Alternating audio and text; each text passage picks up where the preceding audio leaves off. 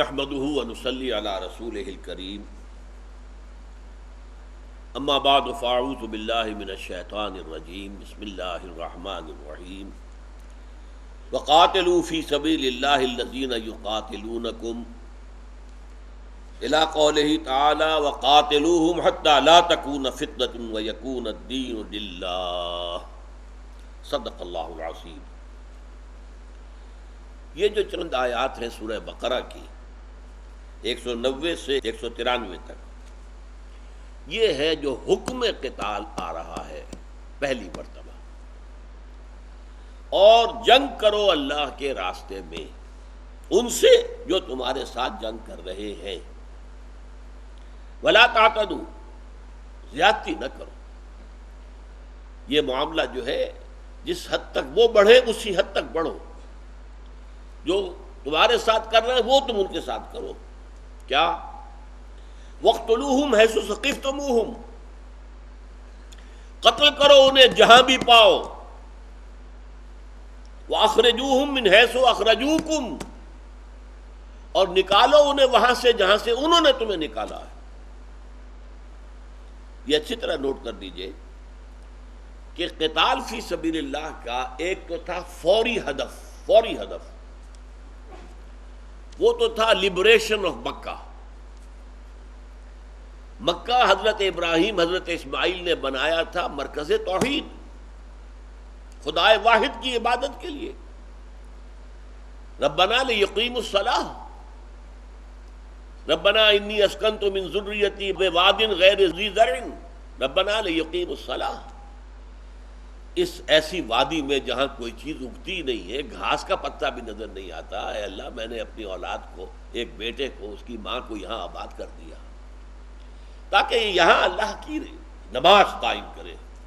اور پھر ابراہیم اور اسماعیل نے وہ گھر بنایا۔ وہ گھر جو تھا دنیا کے بتکدوں میں پہلا وہ گھر خدا کا، ہم اس کے پاسباں ہیں۔ وہ پاسباں ہمارا جسے بتکدہ بنا دیا گیا تھا وہ تو توحید کا مرکز تھا۔ اب اسے لبریٹ کرانا مشرکین کے تسلط سے اور پھر اسے توحید کا مرکز بنا دینا، یہ قتال فی سبیل اللہ کا ہدف اولین ہے۔ اور ہدف آخرین کیا ہے؟ آخری، اللہ کی زمین پر اللہ کا دین قائم۔ یہ دو چیزیں آپ کو یہاں اس چند آیات میں مل جائیں گی۔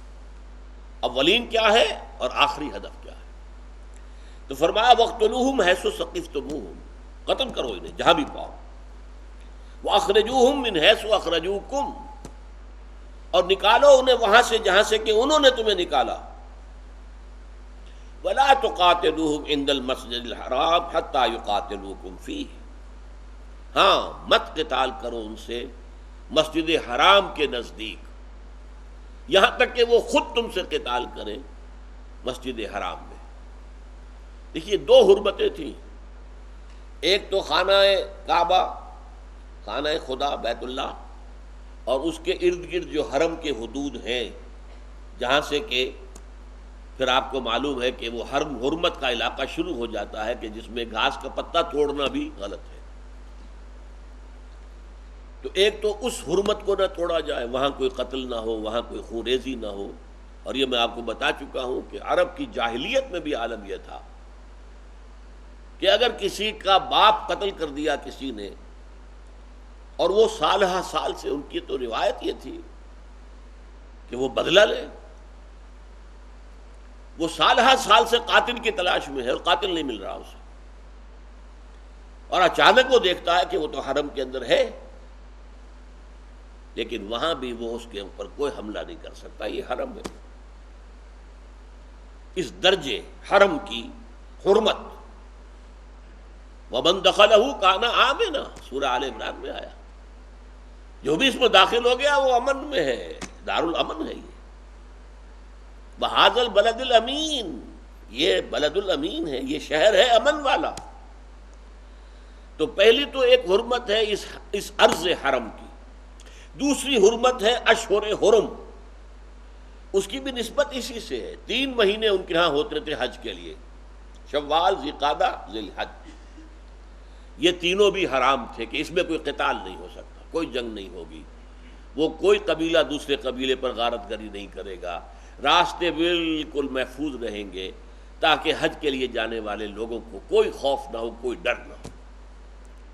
اور ایک رجب کا مہینہ تھا، یہ انہوں نے عمرے کے لیے رکھا ہوا تھا، چھوٹا حج عمرہ، یہ جو عمرے کے لیے رجب تھا، رجب کو بھی حرام قرار دیا گیا، محترم قرار دیا گیا، اس میں بھی کوئی حملہ نہیں ہوگا، کوئی خون ریزی نہیں ہوگی۔ اور یہ میں پچھلی نشست میں بتا چکا ہوں آپ کو کہ مسلمانوں کی طرف سے وہ سریہ نخلا میں یہ واقعتاً یہ غلطی کہہ لیجئے، خطا کہہ لیجئے، ہو گئی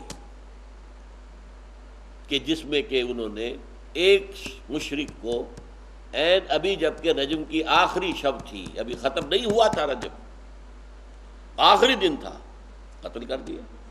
اسی پر طوفان اٹھا، لیکن اللہ تعالیٰ نے اس کی طرف سے جواب دیا کہ ٹھیک ہے، غلطی ہوئی ہے، گناہ ہوا ہے، لیکن تم سوچو اس سے بڑے بڑے گناہ جو تم نے کیے وہ تمہیں یاد نہیں آ رہے؟ تم نے مکے والوں کو یہاں سے نکالا، وہ تمہیں یاد نہیں آ رہا؟ ان کا سارا اساس البیت، ان کا گھر جو ہے، اس کی ایک ایک چیز تم نے لوٹ لی، وہ تمہیں نظر نہیں آ رہی؟ یہ عین ارض حرم میں جو ظلم تم نے کیے وہ تمہیں یاد نہیں آ رہے؟ کیا اسی ارض حرم میں حضرت سمیہ اور حضرت یاسر، کیا انہیں قتل نہیں کیا گیا؟ تو جب تم نے یہ ساری حرکتیں کی ہوئی ہیں، اور یہاں صرف یہ کہ ایک شوشہ اٹھا، اور یہ بھی معلوم ہوتا ہے کہ کچھ اس میں اختلاف بھی تھا کہ یہ آیا رجب کی آخری تاریخ ہے یا شعبان شروع ہو چکا ہے، اس میں بھی کچھ اختلاف تھا، اور چاند کے بارے میں آپ کو معلوم ہے اختلاف ہو جاتا ہے۔ اس پہ اتنی بات کے اوپر تو اتنا شور، اتنا طوفان اٹھا دیا، اور جو کچھ تم نے کیا ہے وہ تمہیں یاد نہیں۔ وہ آیتیں جو ہم پچھلی مرتبہ پڑھ چکے ہیں کہ ٹھیک ہے قتال فیہ کبیر، لیکن اللہ تعالیٰ کے راستے سے روکنا، اللہ کا کفر کرنا، مسجد حرام تک لوگوں کو آنے سے روکنا، حج سے روکنا، یہ سارے جرائم جو تمہارے ہیں وہ تمہیں بھول گئے۔ تو فرمایا وَاقْتُلُوهُمْ حَيْثُ ثَقِفْتُمُوهُمْ وَأَخْرِجُوهُمْ مِنْ حَيْثُ أَخْرَجُوكُمْ۔ یہ وہ ہدف اولین ہے کہ قریش کے خلاف تمہاری جنگ جو ہو رہی ہے کس لیے ہو رہی ہے؟ تاکہ انہیں نکال باہر کرو، ان مشرکین کو مکے سے، جنہوں نے اس مکہ مکرمہ کو جو توحید کا مرکز تھا اسے شرک کا اڈا بنا دیا ہے۔ وَالْفِتْنَةُ أَشَدُّ مِنَ الْقَتْلِ، اب یہ بڑا اہم ہے فلسفیانہ نقطہ۔ دیکھیے، ایک کسی انسان کو قتل کر دینا جرم ہے، بہت بڑا گناہ ہے، کبائر میں سے سب سے بڑا گناہ شرک، پھر قتل ناحق، پھر زنا، پھر چوری۔ لیکن اگر کسی جگہ پر اللہ کے خلاف بغاوت ہو گئی، یہ جرم بڑا ہے یا چھوٹا؟ یہ ایک قتل کے مقابلے میں ہزاروں گنا بڑا جرم ہے۔ تو اس اعتبار سے سوچو کہ یہ فتنہ جو مسلمانوں کے لیے تم نے اٹھا رکھا ہے، اسلام کے ساتھ زندہ رہنا ان کا مشکل کر دیا ہے، وہ اپنے گھر بار چھوڑ کر مدینے آنے پر مجبور ہو گئے ہیں، تو والفتنة اشد من القتل، قتل کے مقابلے میں یہ فتنہ جو ہے کہیں زیادہ شدید ہے، کہیں زیادہ بڑا گناہ ہے۔ وَلَا تُقَاتِلُوهُمْ عِنْدَ الْمَسْجِدِ الْحَرَامِ حَتَّى يُقَاتِلُوكُمْ فِيهِ، اور ان سے قتال نہ کرو مسجد حرام کے قریب، یعنی وہ جو حرم کا علاقہ کہلاتا ہے، اے مسلمانوں اس میں قتال نہ کرنا، حتیٰ یقاتلوکم فیہ، یہاں تک کہ وہ خود تم سے اس جگہ پر قتال کرے۔ یہ ایک عجیب آیت ہے، اور اس کی حکمت کہاں تک نہیں ہے، اس کو اچھی طرح سمجھیے۔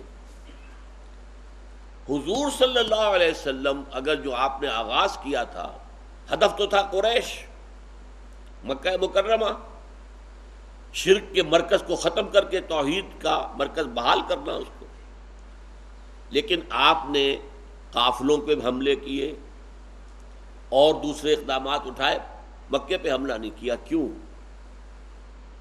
مکہ حرم ہے، مکے میں انہیں حرم کی جو پروٹیکشن ہے وہ حاصل ہے، یہاں خون ریزی نہیں کی جا سکتی، یہاں قتل نہیں کیا جا سکتا، تو جنگ کیسے ہوگی وہاں؟ لہذا میں اسے کہا کرتا ہوں کہ سانپ اگر دل میں گھسا بیٹھا ہے، آپ اسے مارنا چاہتے ہیں تو پہلے آپ کو کچھ جتن کرنا پڑے گا کہ وہ بل سے نکلے۔ عام طور پر لوگ سمجھتے ہیں کہ بین بجانے سے نکل آتا ہے، جو بھی ہو کچھ کرنا پڑے گا کہ وہ نکلے بل سے تاکہ اسے مارے۔ یہ ساری کارروائی اس لیے تھی کہ قریش بل سے نکلے، حدود حرم سے باہر آئیں، تاکہ ان کے قتل کا معاملہ جو ہے وہ حرم کی سرزمین میں نہ ہو۔ ہاں آئیں، بدر کی وادی میں آئیں اور پھر ان کا قلع قمع کیا جائے، پھر ان کے سارے چوٹی کے سردار ہلاک کیے جائیں، ان کے 70 بڑے بڑے لوگ مارے جائیں، 70 قیدی بنا لیے جائیں۔ یہ سارا معاملہ جو ہے یہ حرم کی سرزمین میں نہیں ہو سکتا تھا، یہ باہر ہی ہو سکتا تھا۔ لہذا حضور نے یہ جو سارے ابتدائی اقدام کیے، ان سب کا مقصد یہ معلوم ہوتا ہے کہ قریش کو مکے سے نکلنے پر آمادہ کرنا، تاکہ پھر ان کے ساتھ جنگ ہو اور ان کے ساتھ جو ہے پورا مقابلہ کیا جائے۔ اور قتل میں ظاہر بات ہے، یقاتلو، اگر آپ انہیں قتل کریں گے وہ بھی آپ کو قتل کریں گے، فرق تو تعداد کا رہ جائے گا نا۔ ان اللہ اشتری من المؤمنین انفسهم واموالهم بان لهم الجنہ یقاتلون فی سبیل اللہ فیقتلون ویقتلون۔ اللہ تعالیٰ نے اہل ایمان سے ان کی جانیں اور مال خرید لیے ہیں جنت کے عوض۔ اب وہ کیا کر رہے ہیں؟ اللہ کی راہ میں قتال کر رہے ہیں، اور قتال کرنے میں قتل کرتے بھی ہیں، قتل ہوتے بھی ہیں۔ فرق صرف یہ ہے کہ غزوہ بدر میں 70 قرشی مارے گئے، اور مسلمانوں میں سے 13 تو آن دی اسپاٹ شہید ہوئے ہیں، اور 14ویں وہ تھے کہ جو زخمی ہو گئے تھے، تو جب واپس جا رہے تھے مدینے کی طرف راستے میں ان کا انتقال ہو گیا۔ تو ٹوٹل 14 کیجولٹیز مسلمانوں کی ہوئی، اور ادھر 70 مارے گئے، اور وہ 70 بڑے بڑے، یہاں کوئی نمایاں فرد مسلمانوں میں سے جو ہے وہ شہید نہیں ہوا، اور وہاں ان کے بڑے بڑے سارے کے سارے سردار مارے گئے۔ ابو جہل مارا گیا، عقبہ ابن ابی معیط مارا گیا، امیہ ابن خلف مارا گیا، بڑے عتبہ ابن ربیعہ مارا گیا، بڑے بڑے لوگ مارے گئے۔ تو اس حوالے سے یہ جو سارا کچھ کیا گیا، جس کو میں نے کہا تھا چھیڑنا، جس کو میں نے کہا تھا کہ یہ ایکٹیو ریزسٹنس جو ہوئی ہے ہجرت کے 6 مہینے بعد سے شروع ہوئی، اور 8 یہ غزوات اور سفر اور سرایا تھے کہ جن کا مقصد کیا تھا کہ یہ قریش نکلے مکے سے، یہ حرم کی پروٹیکشن اور حفاظت جو انہیں حاصل ہے اس سے باہر آ جائے۔ پھر جنگ ہوئی۔ اچھا، آپ سوال ہو سکتا ہے کہ پھر آپ نے سن 8 ہجری میں پھر کیوں چڑھائی کی؟ فتح مکہ کے لیے آپ چلے کہ نہیں چلے؟ اس وقت حضور کو یہ علم ہو چکا تھا اب مکے والوں میں جنگ کرنے کی صلاحیت ہے ہی نہیں، جنگ نہیں ہوگی۔ 10,000 کا لشکر جا رہا ہے، مکے والے سوچ بھی نہیں سکتے کہ 10,000 آدمی جمع ہو سکتے ہیں۔ وہ تو 12,000 جمع ہو گئے تھے غزوہ احزاب میں، تو مکے والے بھی تھے، وہ یہودی بھی شام سے آئے ہوئے تھے خیبر وغیرہ سے، اور ادھر سے بنو ثقیف وغیرہ مشرق سے آئے ہوئے تھے، تو مجموعی قوت تھی عرب کی۔ لیکن اہل مدینے سے نکل کر آ رہے ہیں 10,000 آدمی، تو یہ چیز ان کے لیے ناقابل۔ اسی لیے ابو سفیان پہلے ہی مان لے آئے، انہوں نے آ کر دیکھا نقشہ کیا ہے۔ خالد بن ولید ایمان لے آئے، یہ سب کے سب لوگ جو چوٹی کے تھے وہ پہلے ایمان لے آئے، اور حضور نے ابو سفیان کے گھر کو دارالامان قرار دے دیا۔ جو ابو سفیان کے گھر میں داخل ہو وہ امان میں ہے، اعلان کر دیا جو اپنے گھر میں داخل ہو جائے وہ امان میں ہے، کوئی گھر میں گھس کر قتل نہیں کیا جائے گا۔ وہاں صرف یہ ہوا ہے کہ 2 جگہوں پر کچھ نوجوان مشرکین نے کچھ ہاتھا پائی کی کوشش کی ہے اپنے جوش کے اندر، اور وہ قتل ہوئے ہیں 12-13 آدمی، وہ بھی ہے کہ ان کی طرف سے آغاز ہوا، مسلمانوں نے قتل نہیں کیا۔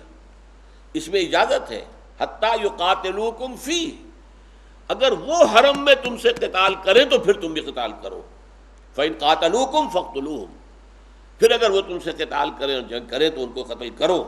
كَذَلِكَ جَزَاءُ الْكَافِرِينَ، اس لیے کہ ایسا ہی بدلہ ہوتا ہے کافروں کا۔ فَإِنِ انْتَهَوْا، پھر اگر وہ باز آ جائیں، اطاعت قبول کر لیں، باز آنے کا مطلب کیا ہے؟ اطاعت قبول کریں۔ فَإِنِ انْتَهَوْا فَإِنَّ اللَّهَ غَفُورٌ رَحِيمٌ، تو اللہ تعالیٰ غفور اور رحیم ہے، اللہ بخش دے گا، اللہ معاف فرما دے گا۔ وَقَاتِلُوهُمْ حَتَّى لَا تَكُونَ فِتْنَةٌ وَيَكُونَ الدِّينُ لِلَّهِ، یہ ہے ہدف آخری، یہ قتال اب شروع ہوا ہے تو کہاں تک جائے گا؟ یہ صرف مکے کو لبریٹ کرانے کے لیے نہیں ہے، مکے کو لبریٹ کرانا اس کا ہدف اولین ہے، لیکن اس کا مقصد تو یہ ہے قاتلوہم، جنگ جاری رکھو ان سے یہاں تک کہ فتنہ بالکل فروغ ہو جائے اور دین اللہ کے لیے ہو جائے۔ دین کسے کہتے ہیں؟ نظام اطاعت کو، پوری زندگی اللہ کی اطاعت میں آ جائے۔ دین اللہ، دین الملک، بادشاہ کا دین، پورا ملک اس کا نظام بادشاہ کے تحت ہے، اس کا اختیار ہے۔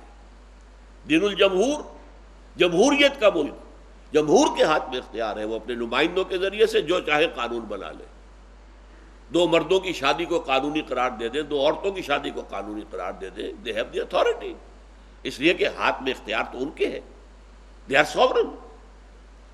تو اللہ کی زمین پر غیر اللہ کی حکومت یہ سب سے بڑا فتنہ ہے۔ دیکھیے بعض لوگ یہ سمجھتے ہیں کہ صاحب امن ہے پوری دنیا میں، خام خواہ مسلمان ہی سوچتے ہیں کہ کوئی یہاں پر ہمیں کوئی قتال، آج جو ہے یہ آیات قرآن مجید سے نکالنے کی زبردست تحریک شروع ہو چکی ہے۔ کبھی 10-15 سال پہلے بلکہ 20 سال پہلے کلکتے کے ہائی کورٹ نے یہ کہا تھا کہ امن قائم نہیں ہو سکتا دنیا میں جب تک کہ یہ آیات قتال جو ہے قرآن سے نکال نہ دی جائے۔ اس سے پہلے ایک برٹش پرائم منسٹر نے یہی بات کہی تھی، اس کا نام میں بھول رہا ہوں اس وقت، اس نے یہ کہا تھا قرآن مجید کا نسخہ پارلیمنٹ میں لہرا کر، کبھی دنیا میں امن قائم نہیں ہو سکتا جب تک یہ کتاب موجود، اور یہ بات صحیح ہے۔ بھئی آپ کا نظام امن ہے، صحیح ہے، لیکن بغاوت ہے یہ اللہ کے خلاف۔ You are not the owners of the land, الارض للہ، زمین اللہ کی ہے، اللہ کا حکم چلنا چاہیے، تم اپنا حکم چلا رہے تو باغی ہو، یہ باغی فتنہ ہے، یہ فساد ہے۔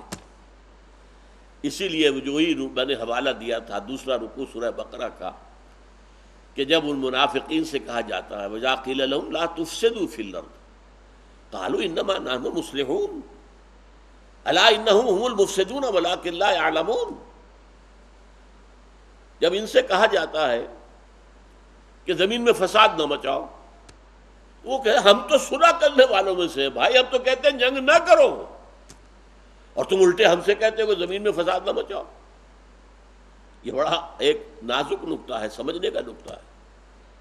وہاں اصل فساد کیا تھا کہ بڑے فساد کو ختم کرنے کے لیے اب اللہ کا رسول ان کے ساتھی کھڑے ہو گئے تھے، اللہ کی بغاوت کے خلاف جد و جہد کر کے اللہ کی حکومت قائم کرنی۔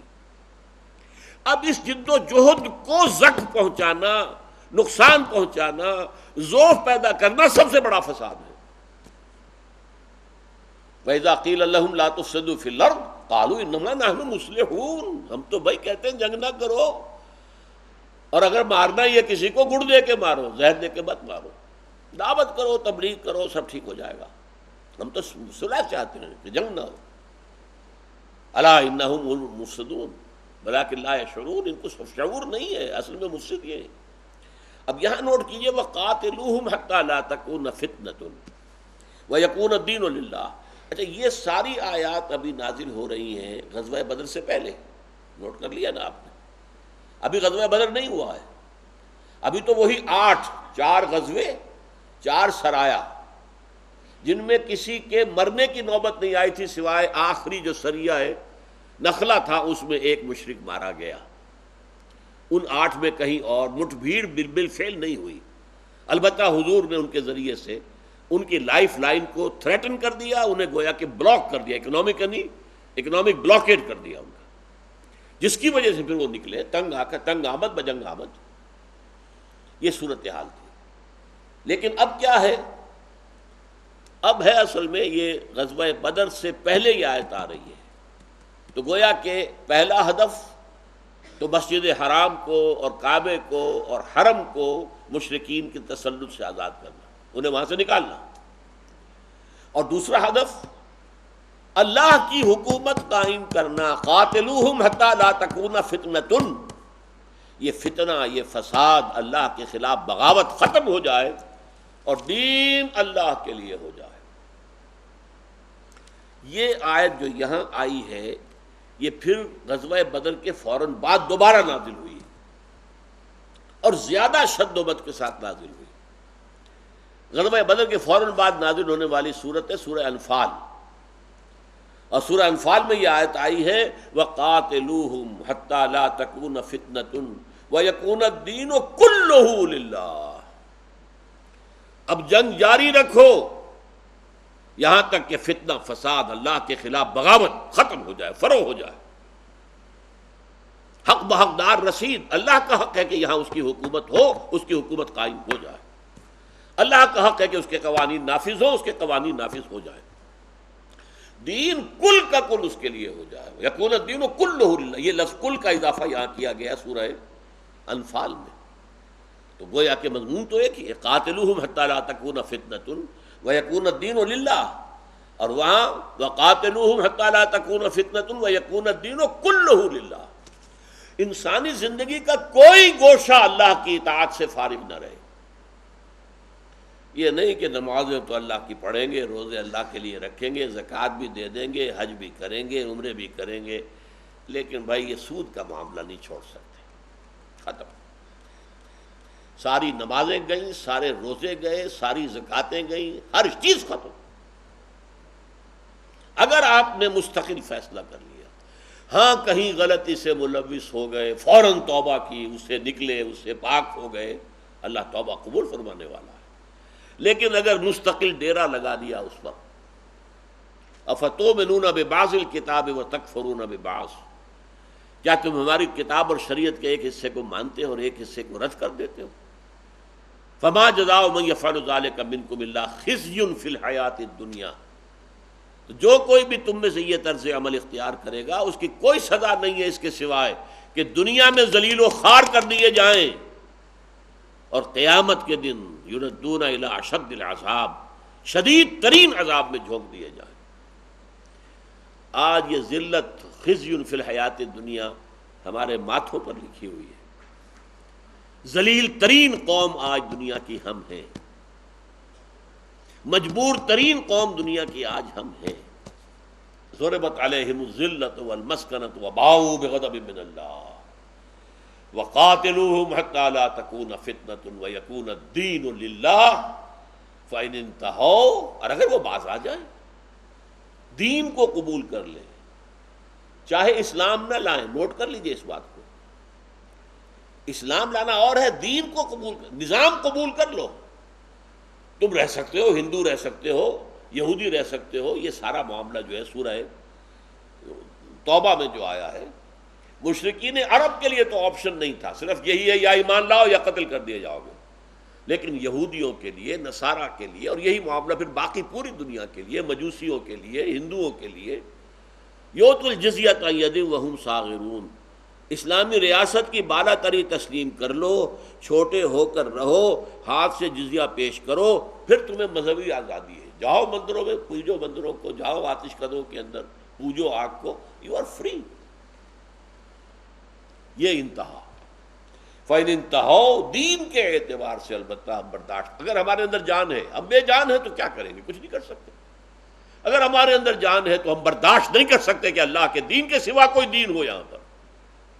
یہ برداشت کر لینا بھی غداری ہے، ایبٹمنٹ ہے، گویا کہ ہم ساتھ دے رہے ہیں، ہم نے ذہن ریکنسائل کر لیا ہے، ہم ان کی خدمت کر رہے ہیں، ان کی چاکری کر رہے ہیں، ان کی نوکری کر رہے ہیں۔ اللہ تعالیٰ اس صورتحال سے ہمیں نکلنے کی توفیق عطا فرمائے۔ فَإِنِ انتَهَوْا فَلَا عُدْوَانَ إِلَّا عَلَى الظَّالِمِينَ، پھر اگر یہ باز آ جائیں تو ظاہر بات ہے کہ ظالموں کے سوا کسی اور پر زیادتی کرنے کی اجازت نہیں ہے۔ بارک اللہ لی ولکم فی القرآن العظیم ونفعنی وإیاکم بالآیات والذکر الحکیم۔